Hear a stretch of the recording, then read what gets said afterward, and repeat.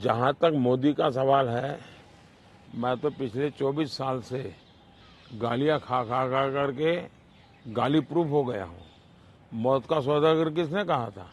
गंदी नाली का कीड़ा किसने कहा था?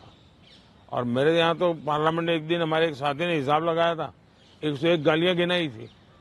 तो चुनाव या चुनाव न हो, ये लोग मानते हैं कि गालियां देने का हक उनका ही है, और वे हताश निराश इतने हो चुके हैं कि गालियां देना, अपशब्द बोलना, ये उनके शायद जहन में है, उनके स्वभाव में हो गया है।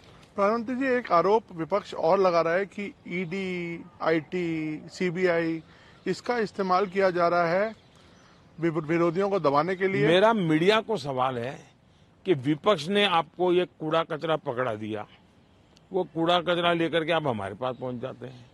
मीडिया वाले रिसर्च करें कि भाई सरकार के लिए क्या सवाल पूछने चाहिए, प्रधानमंत्री को क्या सवाल पूछना चाहिए। जो कूड़ा कचरा फेंक रहा है उसको पूछो ना, भाई तुम ये जो कह रहे इसका सबूत क्या है, कानून नियम क्या है, उसको पूछो ना। उसकी आपकी हिम्मत नहीं है। लेकिन वो जो कूड़ा कचरा फेंकते हैं, वो कूड़ा कचरा लेकर के आप मेरे यहाँ आते हैं। ये ठीक है कि मैं रिसाइकल के मानता हूं, तो मैं इस कूड़े कचरे का रिसाइकल करके उसको खाद में परिवर्तित कर दूंगा और उसमें से देश के लिए कुछ न कुछ अच्छी चीजें पैदा कर दूंगा, इसलिए वो तो मैं करूंगा। लेकिन सरकार क्या करती है? आज गांव के सरपंच को चेकबुक पर सही करने का अधिकार होता है, देश के प्रधानमंत्री को नहीं है। ये इतना नॉलेज नहीं है इन लोगों को। देश के प्रधानमंत्री के पास इस प्रकार का कोई अधिकार नहीं होता है। मोदी सरकार का मैंडेट क्या है? मोदी सरकार ने अपने अफसरों को कहा है कि मेरी सरकार करप्शन के विषय में जीरो टॉलरेंस। अब ये दफ्तर के अंदर बैठे हुए लोगों का काम है कि उसको लागू करें।